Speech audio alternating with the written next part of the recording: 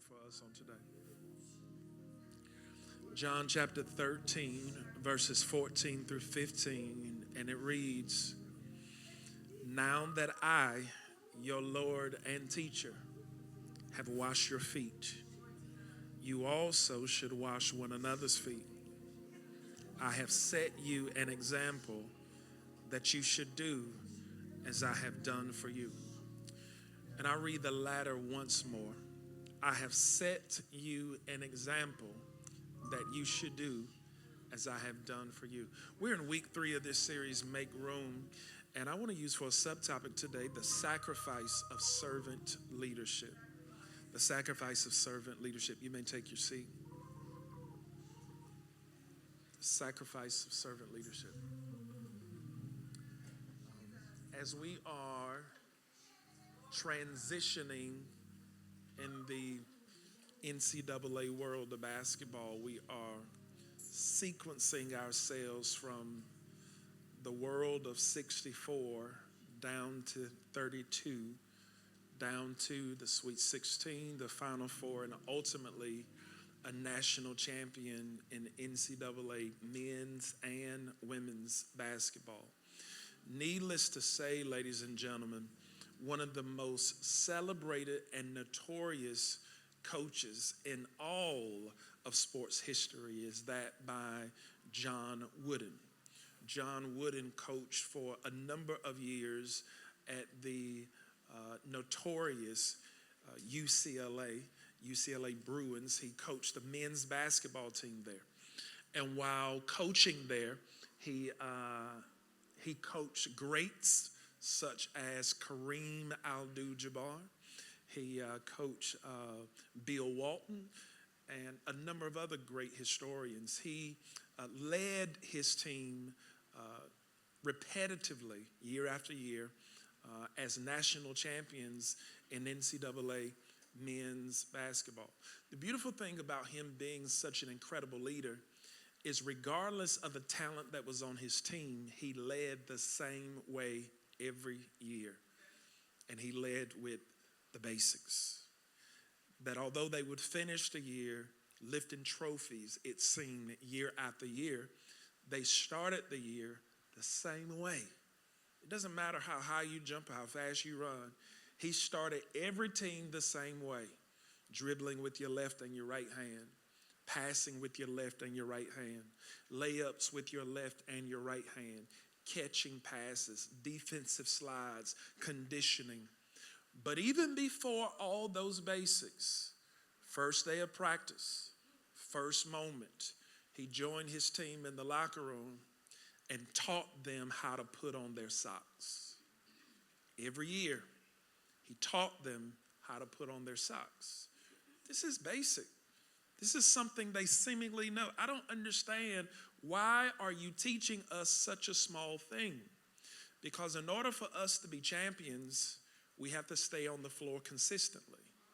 In order for us to stay on the floor consistently, we have to try to avoid injury. One of the primary injuries in that day was playing without getting blisters on your feet. And one of the primary reasons they would get blisters was because they wore their socks wrong. So before we do anything else, let me start with the basics of ensuring everyone knows how to put on their socks. The problem, ladies and gentlemen, with modern day Christendom is everybody wants to prophesy. Everyone wants to pastor. Everyone wants to evangelize. But many of us are excited about the alley-oops, and we have not learned how to put our socks on. Hence, we are walking around with blisters and bleeding while still leading, because we jumped to the fancy and what brought us notoriety without embracing the biblical basics. Biblical basics of fasting, biblical basics of giving, biblical basics of study, biblical basics of sometimes studying to be quiet. And maybe most importantly, one of the biblical basics of serving. And considering over the last couple weeks, now, I don't just pull this stuff like a rabbit out of a hat. I work on an annual basis. And sometimes you may come in, it's like, oh my God, he throwing shade based off of whatever. No, boo-boo. No, this has been on my calendar for years. And first of all, I pride myself on being too intelligent to be that immature. I don't have time to respond to everything that happens in our. However, when you see those collisions, know it was God. He planned it before we knew it. And sometimes I want to pull away in fear of what they may think, but what if God knew what was coming and gave us a remedy before we saw symptoms? So as a result, when I look at people who are joining this church and I want to go to Growth Track and you go to Growth Track and you're now getting inculcated in ministry, and your first month or 2 months or 3 months, everyone is catering to you. And if we're not careful, we'll build a culture where you think we're always going to cater to you. That's not the case. It's one of the reasons why we have you to go to Growth Track. And as soon as you're done with Growth Track, we need you to join a team. Because at that moment, you got to step into the real world where everyone doesn't care about your opinion. Everyone's not going to pacify to every nook and cranny of your life. So one of the reasons we position ourselves for service is so we may be delivered from the sickness of selfishness. Service is critical in the kingdom, ladies and gentlemen. It's one of the reasons why our most critical model of service in kingdom is Jesus. As we were made in the image of God, as he's made all things, we have a bit of a nature. Everyone say nature. Nature meaning the basic or inherent features of something, especially when seen as characteristic of it. You look at my boys, because they're mine, they generally have my nature. Your children kind of have your nature. The thing is, out of all of creation, as humans, we are the only ones who have been given opportunity to alter or go against our nature. We're the only form of creation who can choose to go against creative order. So the sun rose this morning, and the sun will set this evening. The sun doesn't get to throw a temper tantrum and say, I'm just going to stay up. I don't feel like going down. I'm going to let my light shine tonight. No. When God created the sun, he said, in the morning you will rise, and at night you will set, and you will do it not because of how you feel, but because of what I said. All right? So you're not going to find a hippopotamus meowing. It'll be a little weird. You're not going to have a robin like land on your fence in your backyard and say, "Rawr." That's not creative order. You got to function based on your order. On the other hand, as humans, we have been given opportunity to function alternative of our creative order. So in Matthew 25:23, his master replied, "Well done, good and faithful servant. You have been faithful with a few things. I will make you in charge of many things. Come and share your master's happiness." He says, well done, good and faithful servant. Underline, circle, highlight that word, servant.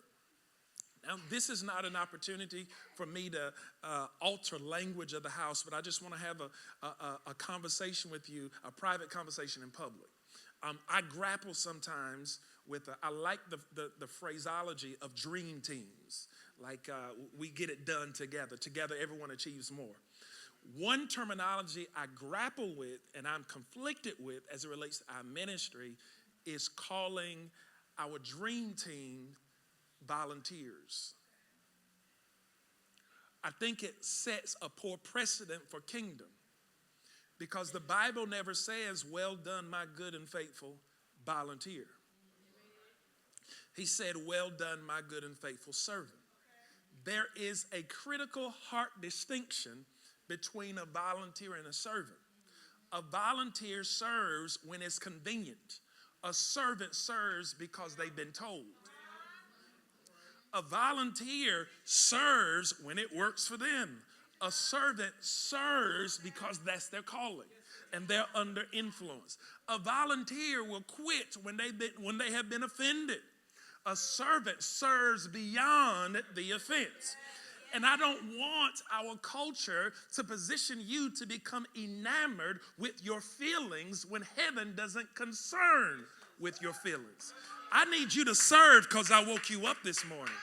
I need you to serve because I gave you strength this morning. And I think that's what heaven calls us to. Are you with me? One of the differences, servants seek constructive criticism. Volunteers run from it.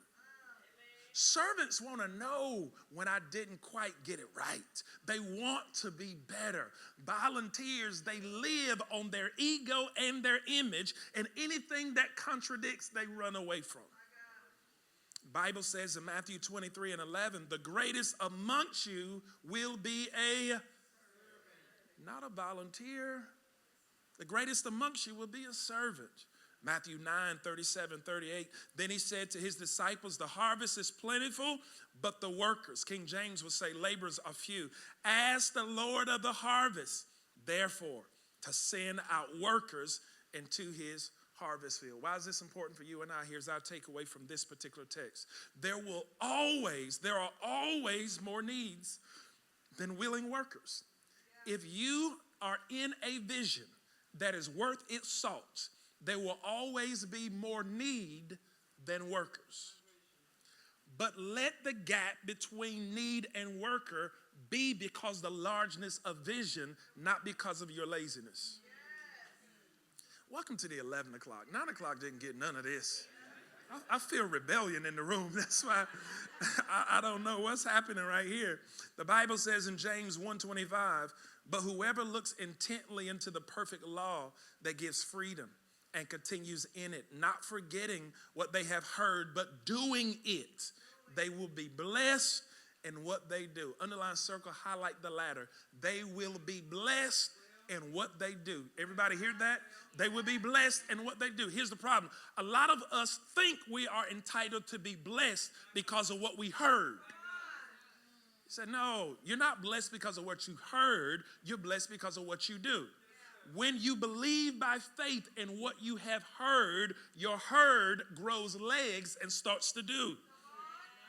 In John 3:16, he says, for God so loved the world that he gave his one and only son, that whoever believes in him shall not perish but shall have eternal life. We are seeing where Jesus sets a trajectory where we ought to move from confession to demonstration. Everyone say confession to demonstration. For God so loved the world, confession, that he gave demonstration. All right? To all of you who are in this dating world, don't just fall for people who tell you they love you. Show me you love me. Oh, so you want to co-sign all this? Now you awake, huh? Huh? Yeah. So if you love me, you ought to make time for me. So you quiet now. You see what's happening. If you love me, you ought to make time for me. If you love me, at some point, I should not be an option. I should become priority. If you love me, some of the most valuable components of your life should be shared with me. That means because you love me,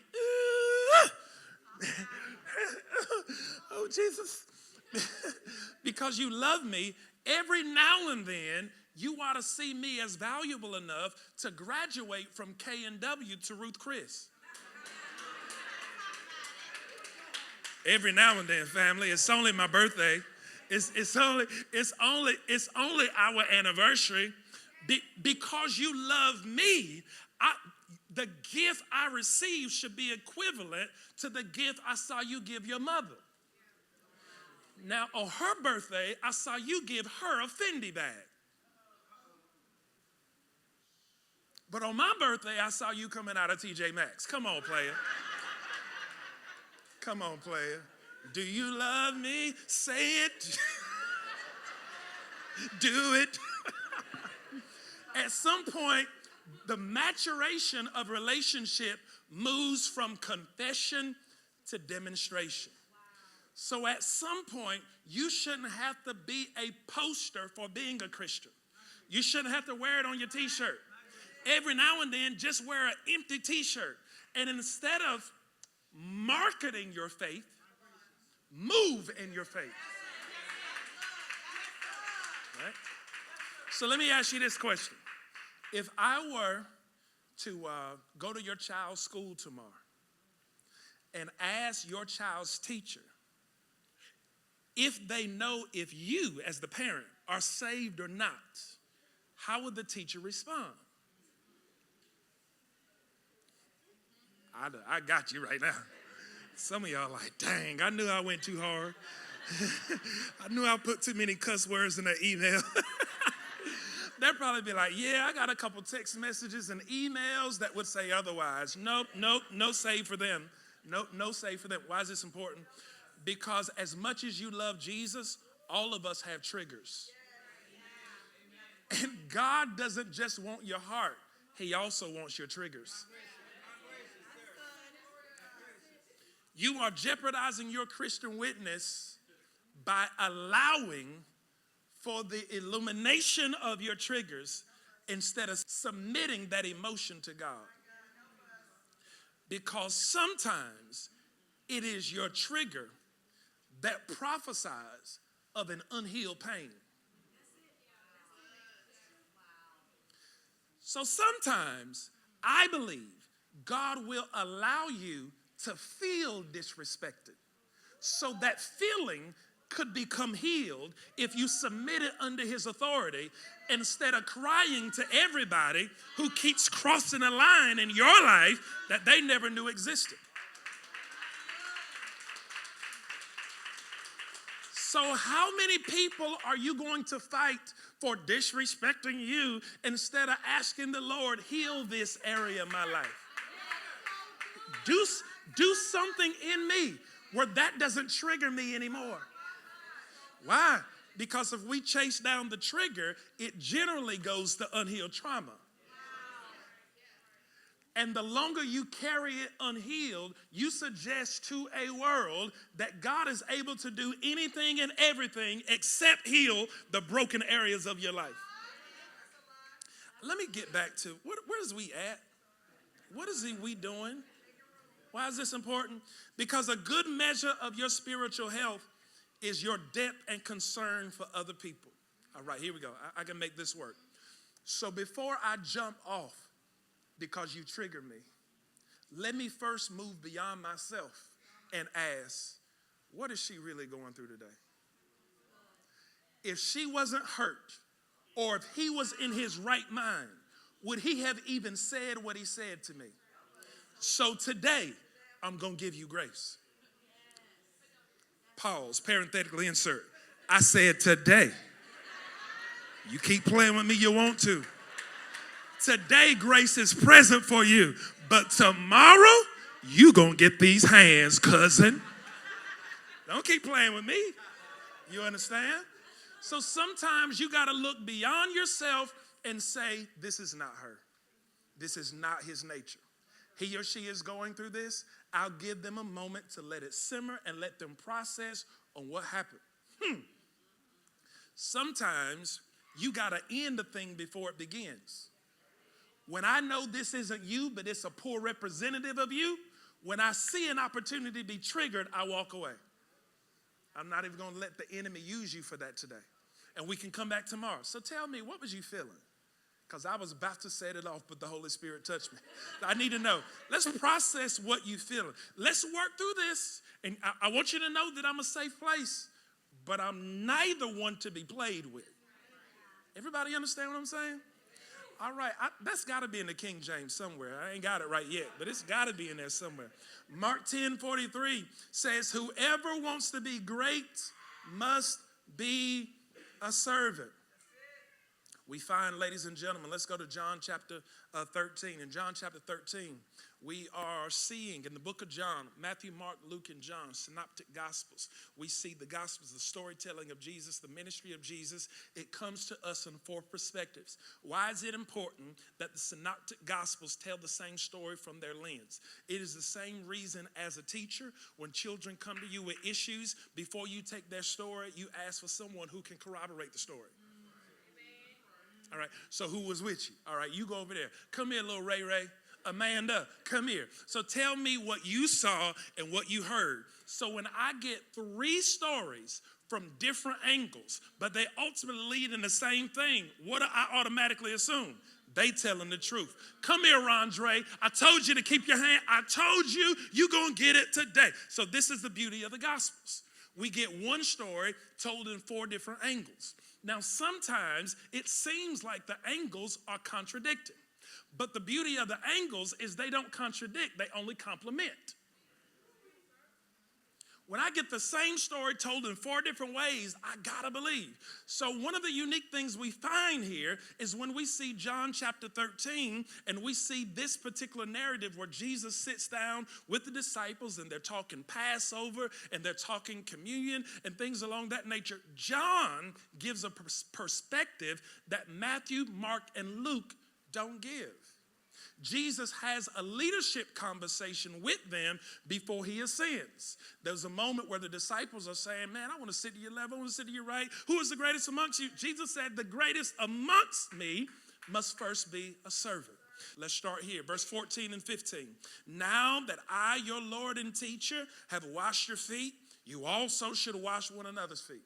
All right, everyone say pause. That's important because I felt it in the room. Somebody's like, washing feet? What, fam, what is we talking about? All right, so this is why this is vitally important. I came up in a culture, in a Christian culture, where this text was taken literally. All right, you ain't saved if you ain't never been to no foot washing service. All right, so there are those within Christian circles who take this particular text literally, meaning you have to wash feet. If we continue, I am not, let me take that back. I am suggesting, I don't think it's literal. That's why we don't do it. But I don't think it's any not. Here's what I do know. Foot washing does not equate to communion or baptism. Even if you see foot washing as an additional requirement of the faith, you cannot show me anywhere where they are equal to baptism and communion. All right, PT? Well, it's in the book. Why don't we believe what the book says? The Bible also says, in a mouth of 2 or 3 witnesses, let every word be established. And we only see foot washing mentioned one time. Because it's not duplicated, we don't take it as authority. Welcome to the City Church. Don't play with me. All right. Back to where I was. So there are those who suggest that this is literal when it comes to foot washing, but we don't suggest it to be the same. Hence, Jesus continues and says, I have set before you an example that you should do as I have done. He says, I have set before you as an example. I don't believe this is a literal example, but it's almost a practicum. It is an idea or a methodology of what he's trying to present. And he's not trying to present the presence of foot washing. In their day, when I have traveled by foot, not Hyundai, not Lexus, not Subaru, when I traveled by foot through the desert, when I get to your house, my feet are busted. How many of y'all let people come and eat at your house without washing their hands? So imagine them coming to your house with mud and dirt all over their feet. The least you can do is beat them things off. Beat that dust off. Beat that dust off your feet, player. So their practice by tradition is before you sat at my table, we get a servant to come and wash the dust off your feet. It's just tradition. So why is this important? It's important because in this moment, Jesus takes on a role that many feel he's above. When the foot was to be washed, it was to be washed by the servant or the lowest of class in the house, to which Jesus was not. He was not required to do this. He humbled himself into doing it. He's demonstrating a model and or example for all who would call and desire to be great. In order for you to be great, you must be willing to submit yourself as a servant. Jesus, you shouldn't be doing that. I know you should. But I am humbling myself that if I can be low enough to do it, then you ought to be low enough to do the same. Oh, can I pause and parenthetically, sir? So traditionally, when I was growing up, we had these foot washing services. And when we had these foot washing services, the beauty of it is you didn't have an assigned partner. Like generally speaking, we get towels, we get basins, all right? The ladies would go to a private space because they got to take off their pantyhose. Most of y'all ain't got to go nowhere. You ain't even got none on. You're like, it's too hot for all that. It's too hot for all that, right? And they got to go and do all that business. And you wash the feet of one of the ladies who was near you. Or one of the guys, you wash the feet of one of the guys that was near you. Here's the problem. What if somebody who sat near me is somebody I didn't like? You didn't get the, not today, player. I know what you said. Not today. Dirty as you. Not today. You didn't get to pick and choose. It was an act of humility. So in just the same, serve those who are nearest to you, regardless of how good they have been or how bad they have been. There was healing in this ministry of service. So when we see the model of servant leadership, Jesus is our ultimate model. Why is this important? Because servant leadership, ladies and gentlemen, is not a weakness. Servant leadership is a strength. You know, sometimes I get in my feelings when people say as Christians, we're so weak. That bothers me. I am by far weak. I am strength under authority. Give it to you one more time. I am not weak. I am strength under authority. I'm going to paint this picture for you. Cookies on the bottom shelf so everyone can eat. There is a trained horse, thoroughbred, a runner. There's a wild horse. The trained horse is standing at attention. The wild horse is all over the place. We look at the wild horse and we say, he's strong. We look at the trained horse and say, he's weak. But the trained horse used to be a wild horse. He just took his strength and submitted it under authority. The problem is you are grading his strength by the authority he's under. But if I ever remove myself from under this authority, you then get to see how strong I really am. So before you call me weak, you better tell my authority, thank you. Because if I ever move from under this authority, there's going to be a lot of slow singing and flower bringing before it really gets going. If I really had the opportunity to tell you how I really feel and what I really want to do, you ought to be thankful for my authority. I am not weak. I am strength under authority. Recognize that. Everybody with me? Why is this important? There is also the heart of a servant leader. A servant leader is humble. A servant leader is compassionate. You ought to be able to see needs in and on people. A servant leader is obedient. They're aligning themselves and their leadership with God's plan and purposes. Let's talk about the practice of a servant leader. A servant leader leads by example. I don't need an example. I don't need a title. I'm just an example. So this coming Wednesday, we have our ordination and consecration service. Let's have this conversation. Traditionally, where we come from, we ordain elders, we ordain ministers, we ordain deacons. All that is biblical. And I believe in all of that. And I'm not going against it. We're just transforming it just a little bit. Because when you look at our org chart, we have department leaders, and we have ministry leaders, and we have tier 2. We have this same org chart. We just have a different terminology for that. Now, why is that important? I'm not being difficult. I want you to know there's always a method to the madness. I grew up in a culture where when I got older, and people used to say, hey, you know Sarah, she go to church with you. Like, nah, I don't know Sarah. Ain't no Sarah go to my church. Yeah, Sarah, she stay down there in Rosewood. She live around the way. She got the 3 little boys. Sarah, I don't know. Long hair. No, she had long hair last weekend. She got a really bob. Last weekend she had long. Yeah, it ain't long. She really got a bob. Anyway, whole nother story. She got 3 little boys. Cute. Oh, you talking about evangelist. I don't know no Sarah. She's evangelist. I went to church all my life calling people by their titles and never knowing their names. And that is one of the things I do not want in this culture. I want you to be defined not by what you do, by who you are. You also know in traditionalist culture, what you do in part was contingent upon your title.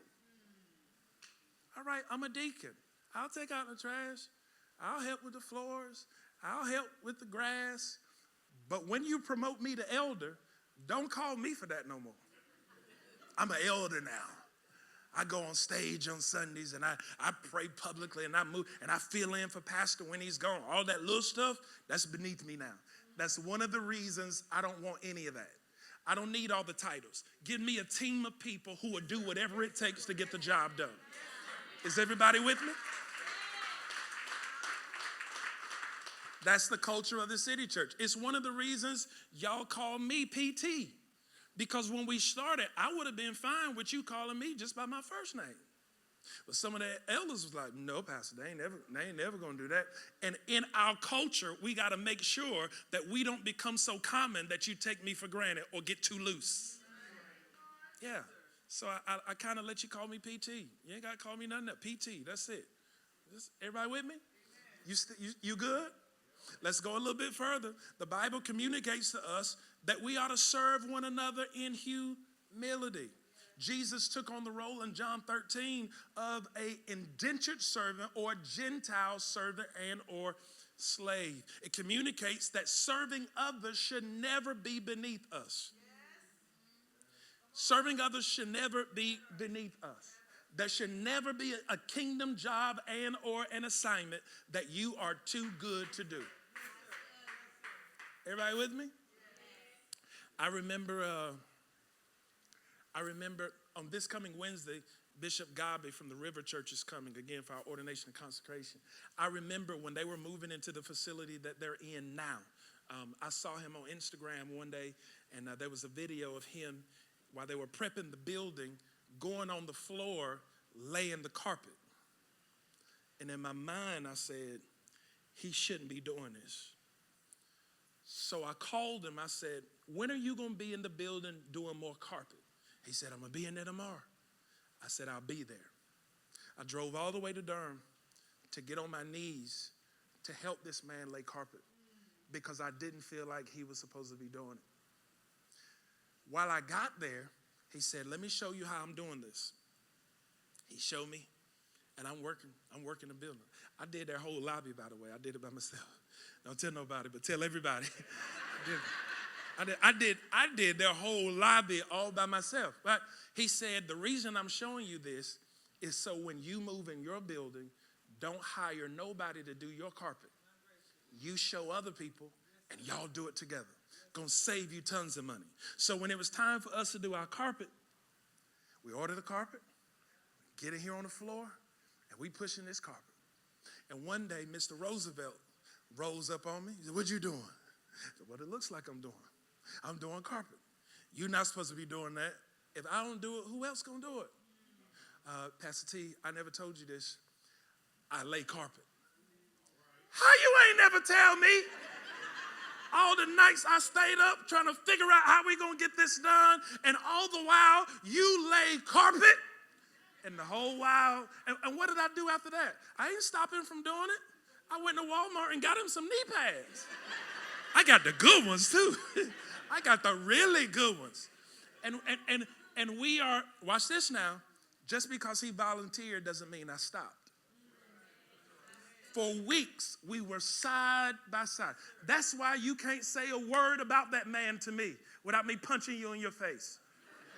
Even if he's wrong, we'll get that done in private. Don't put your mouth on Mr. Roosevelt one bit. Why?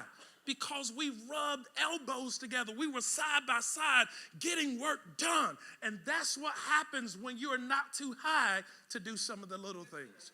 You build a level, and you can ask him now. Pastor T, that's my pastor. I love him now. I love him. That's my pastor. Can't do nothing with my pastor, and can't do nothing with Mr. Roosevelt as it relates to me. You ought to have that relationship with someone else on your road right now. But your inability to live in humility is robbing you of enough bars. Your inability to live, y'all crazy, to live in humility is robbing you of an opportunity to rub elbows with somebody who's going to change your life. Are you still with me? We got just a little time left. The Bible says in John chapter, all right, I got to get to this. John chapter 13, go with me to verse 21. In verse 21, we see the beginning of the Jesus and Judas experience. In John chapter 13, beginning at verse 21, it says, after he had said this, Jesus was troubled in spirit and testified, very truly I tell you, one of you is going to betray me. One of you I tell you the truth. My pastor told me he begins every staff meeting with these words, and one of you shall betray me. But until you do, I'm going to give you everything I have. Why is this important? Because sometimes our hurt and our trauma robs us of the opportunity to have an authentic relationship with someone who is a godsend. All right? So Jesus says, and one of you are going to betray me. If we continue reading, they're looking at each other like, who is it? Is it me? Is it me? Is it you? Is it Rondre? I know it's Rondre. I know it's him. It's like, what's going on? No. The fact that they're having to ask one another, who is it, speaks to the maturity of our Savior. Because if it was one of us, we would have been treating them differently for days to months. All right, let me take you. Jesus is preparing them for the Last Supper. If I know one of my haters is sitting at this table, before I serve, you got to go. Out. So that's 2 King James for you. All right. Can I take you to Thanksgiving? So Thanksgiving, you got a ham. You got a baked turkey. You got a fried turkey. You got pork barbecue. You got turkey barbecue. You got chicken barbecue. You got white rice. You got yellow rice. You got Asian rice. You got brown gravy. You got light brown gravy. You got potato salad. You got coleslaw. You got cream corn. You got kernel corn. You got corn on the cob. You got grilled corn. You get where I'm going? This is the extra that we do. You got sweet tea, you got unsweet tea, you got Kool-Aid, you got red, you got pink, you got yellow. Don't know what flavor it is. Just call it by the color. Now, after I've done all this work, the last thing I'm thinking about doing is breaking bread with somebody that I know who's been putting their mouth on me. Oh, man, I've been waiting all year for this. Oh, you might as well keep waiting, player. Out. I know what you said. Out. All right, you understand what I'm saying now? So Jesus is preparing this Last Supper for the disciples. And knowing that his betrayal was there, he never treated them differently and still let them stay to eat. Yeah. Bible says this in verse 26. He says, Jesus answered, it is the one to whom I'll give the piece of bread when I have dipped it in the dish. Then dipping the piece of bread, he gave it to Judas, the son of Simon Iscariot. Verse 30, and as soon as Judas has taken the bread, he went out and it was night. Why is this important? Because while we seek to receive something from it, God seeks to get something to us through it. I need answers. I need to know why. Why would you ever do that to me? What if God is not trying to get something to you, he's trying to push something through you? And sometimes Your greatest development only comes in your deepest pains. So you got to give God permission to use it. Even if it hurts you, at least use it. Are you still with me? Why is this important?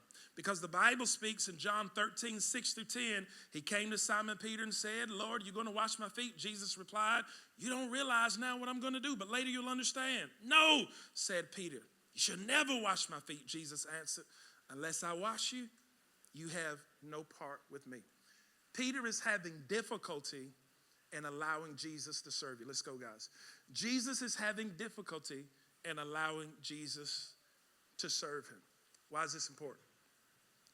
Because while we spent the majority of our time talking about us being in a position to serve others, a lot of us, and probably more of us, find it difficult to allow others to serve us. And when people rob you of an opportunity to serve, they're robbing you of a blessing. But when you deny other people an opportunity to serve you, you rob them of a blessing. So I want to talk quickly, then we're done. I got like three things that make it difficult for us to allow other people to serve us. Number one, the feeling of being unworthy. Yeah, I don't need anybody serving me. Who am I? I'm not Pastor T. I'm not Lady J. I don't need. Why do you see yourself as too low to be served? So sometimes we got to grapple with the unworthiness on the inside of us. Why is this important? In addition, we also have the shifting of scales. Everyone say the shifting of scales. When we see scales, the weight of scales beginning to shift, that's also very difficult. I'm going to give you this example. I do this as a man. I speak from a masculine perspective. One of the most difficult things for me in the season that I'm in is seeing the shifting of scales in the relationship that I have with my father. All my life, my father has been my protector, and I have been the protected. I think it's safe to say, with maturing, with development, and with age, we're in a season where I have to be more of the protector and he being more of the protected. So when you live out these relationships with parents and you see frailty coming upon them, the scales begin to shift. Everybody understand? It's this sense of he might not be able to do like he used to, so I got that. Here's the problem. If we're not careful, we take on that same mentality despite our age when people try to do for us. Let me just help you. I can do that. I'm fine. I'm in perfect health. I can do this. This ain't got nothing to do with your health. I see you as being worthy of this level of service, so I want to do. Again, this is our trauma and our experiences speaking over in our lives. Are you with me? And then last but not least, there is this vulnerability. Everyone say vulnerability.